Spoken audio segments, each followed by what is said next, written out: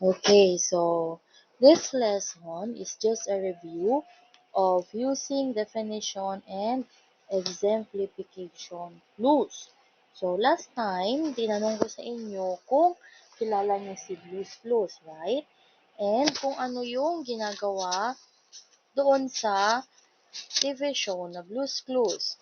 So ano ba yung binibigay nung dog doon?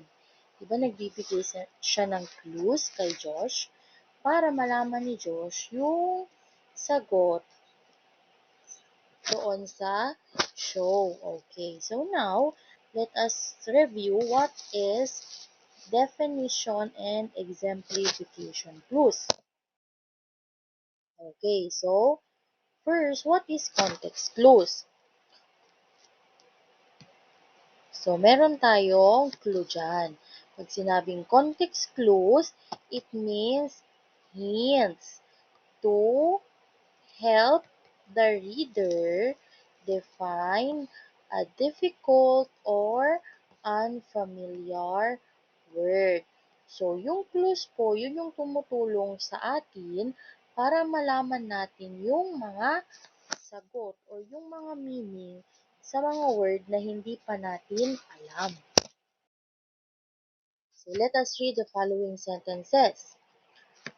For number 1, my family sells fruit crops like sweet potato and cassava.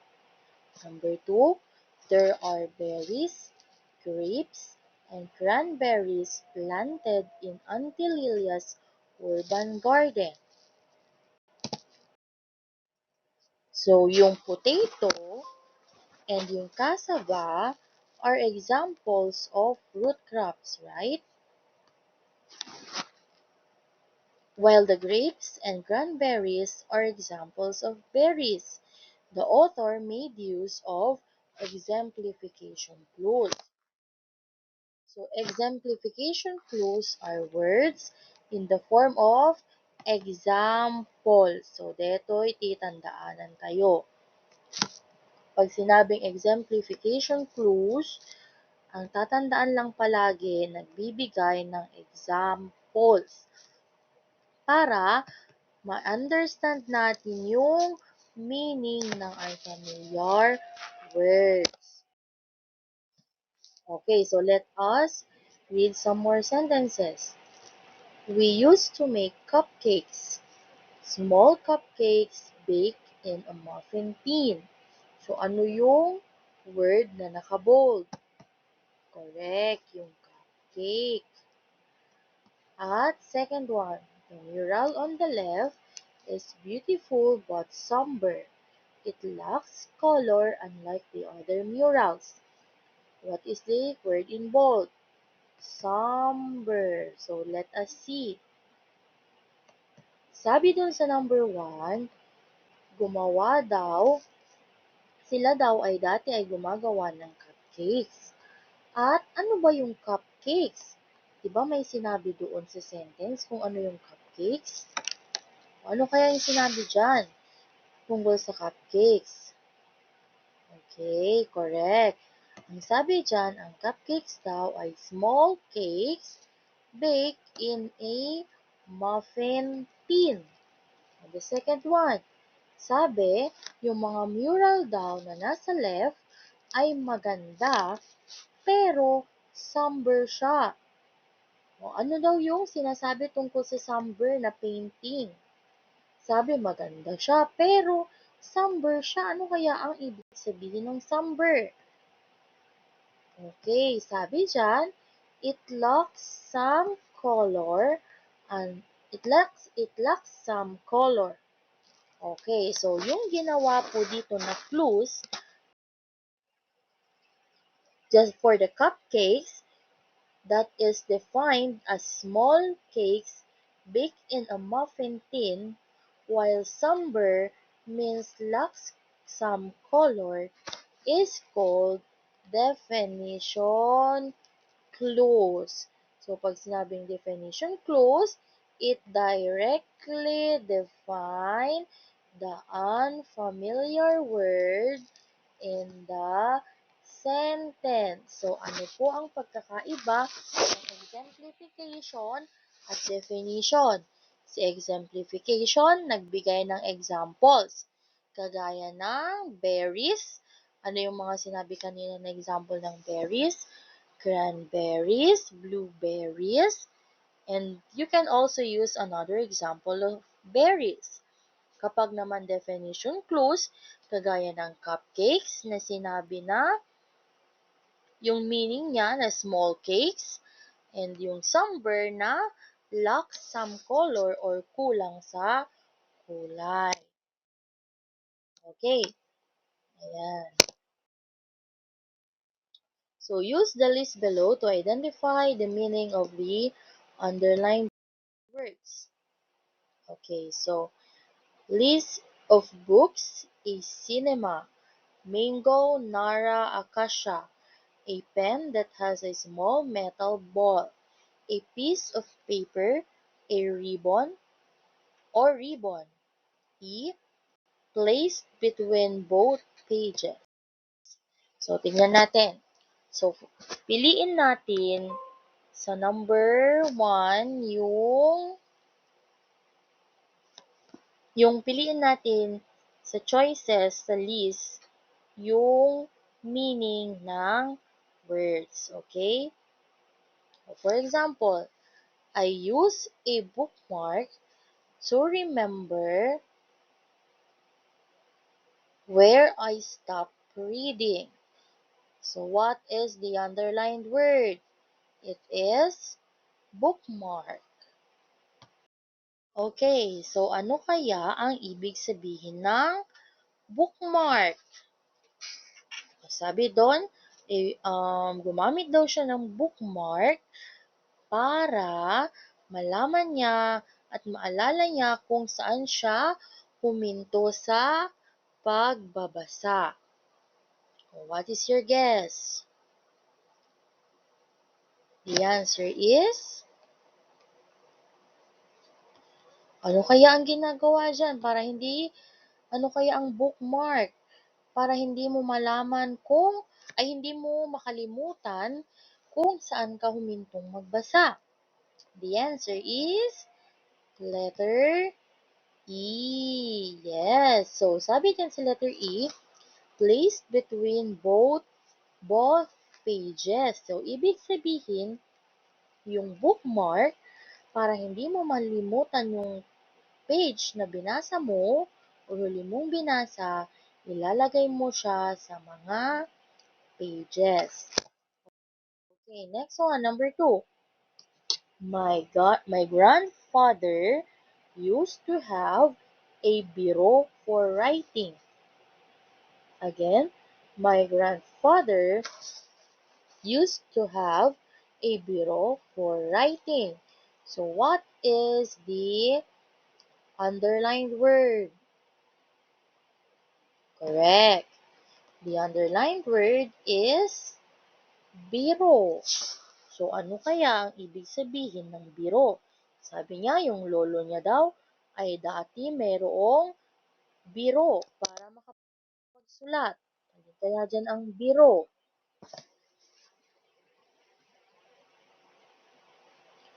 Ano kaya ang clue dyan para malaman kung ano ba ang biro? Ginagamit daw pang write. The answer is letter C. Yes. So, dahil yung lolo niya, ginagamit daw ang biro sa pansulat, so ano ba ang biro? It is a pen that has a small metal ball. Okay, correct ba ang answer ninyo? Next, number 3. We looked for bibliographies in the library. Again, we look for bibliographies in the library. Naghanap daw sila ng bibliographies sa library. Ano kaya ang bibliography?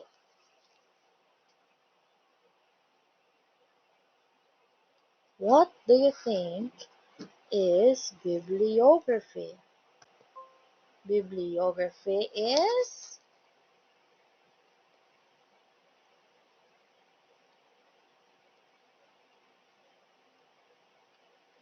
a list of books. Okay. Next. Number 4. There are plenty of trees in the forest. There are plenty of trees in the forest. So, ano po ang underlined word? The underlined word is trees. Correct. So, ano kaya ang trees? Let us look at the choices.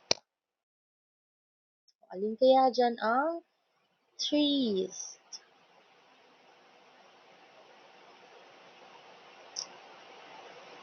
Trees?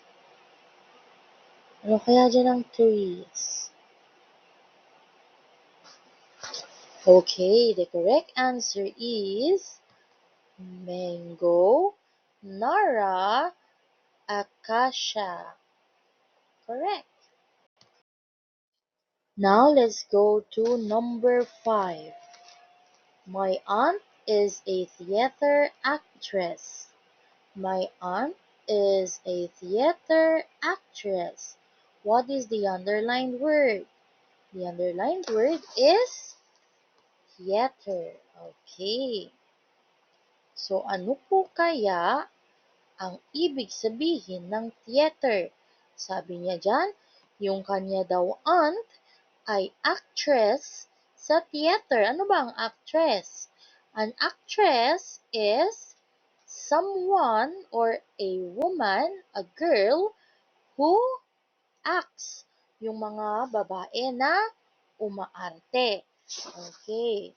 Yung mga napapanood natin sa TV, sa movies, sa mga shows.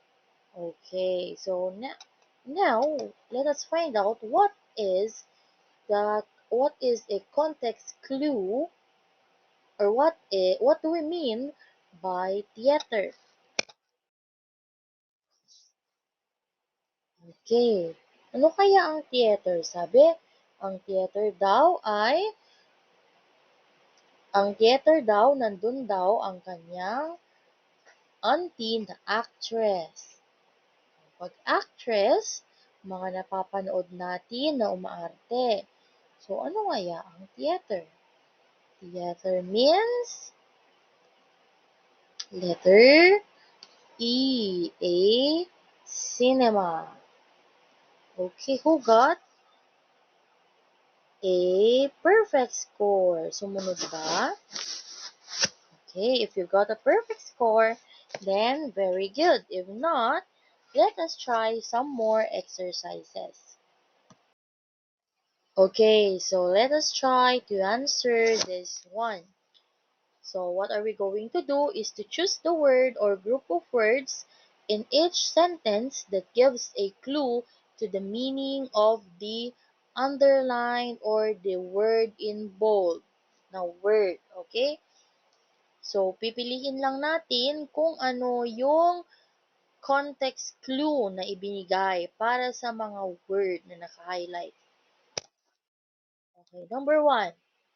Mangoes, green and yellow fruits that grow on trees are my teacher's favorite.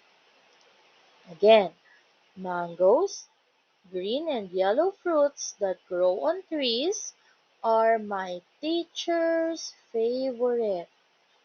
Ano yung context clues na binigay para sa mangoes? Ano kaya ang ibig sabihin ng mango? Do you have an answer? Okay. What is your answer? The correct answer is green and yellow fruits that grow on trees. O, pasensya na, hindi straight ang line. Okay, so sabi dyan, yung mangoes daw ay green and yellow fruits na lumalaki namumunga sa mga puno. Okay. Number 2, my family sells root crops like sweet potato and cassava. My family sells root crops like sweet potato and cassava. So the word in bold is root crops. Ano kaya dyan yung context clues para sa root crops? Ano yung clue para malaman natin? Ano ba ang root crops? Ano ba yung tininda ng kanyang family? Nagtinda siya ng sweet potato and cassava. Right. And what kind of context clues is this? Is this a definition clue or a exemplification clue? Who says definition clue? Who says exemplification clue? The correct answer is exemplification clue. Since nagbigay po ng example kung ano ba ang root crops. Ibinigay niya yung example like sweet potato and cassava. Next, we used to make cupcakes, small cakes baked in a muffin tin. Ito natin po kanina. We used to make cupcakes, small cakes baked in a muffin tin. So, the word in bold is cupcakes. Ano daw dyan ang ibig sabihin ng cupcakes? Anong clue ang binigay? So, cupcakes are small cakes baked in a muffin tin. Maliliit daw na cake na binake sa muffin tin. Alam niyo bang muffin tin? Yung lalagyan ng cupcakes na pinagbibakan ng cupcakes. Okay.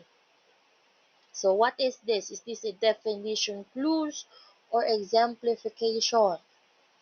Nagbigay ba siya ng example ng cupcake? Or sinabi niya kung ano ang ibig sabihin ng cupcake? Who says definition? Who says exemplification? The answer is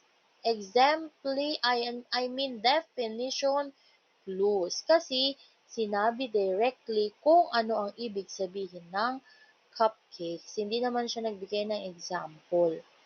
Number 4, there are berries, grapes, and cranberries planted in Auntie Lilia's urban garden. Again, there are berries, grapes, and cranberries planted in Auntie Lilia's urban garden. Okay, so ano po yun? Yung word in bold ay berries. Now, ano yung binigay na clue para malaman natin kung ano ba ang berries? We have grapes and cranberries. So, ano yon? Definition or exemplification? Nagbigay ba ng definition or nagbigay ng examples? Who says definition? Who says exemplification? The answer is exemplification, since there are examples given like grapes and cranberries. Okay, last one. The mural on the left is beautiful but somber. The mural on the left is beautiful but somber. Ano po yung word in bold. It's somber. Now, ano yung sabi dyan? Ano kaya ang context clue na ibinigay para sa word na somber?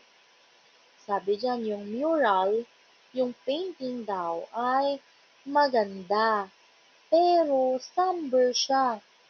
Maganda, pero somber siya. Ano kayang hindi magandang katangian ang meron dun sa mural kahit na maganda siya? Ano kang ibig sabihin ng somber? The answer is, it lacks some color. Okay, correct. Now, what is this? Is this a definition clue or an exemplification clue? Mayroon po bang ibinigay na example or merong ibinigay na definition? Okay, walang binigay na example. Ang binigay po ay definition which is, ano daw ang definition ng somber? It lacks some color. Ang ibig sabihin ng somber, kulang sa kulay. Okay, and it is a definition clue. Okay, and that's all for that lesson. I hope you learned. You can replay it kung hindi naintindihan. Ulit-ulitin lang po at kung may question, you can send a message on my messenger. Okay, goodbye.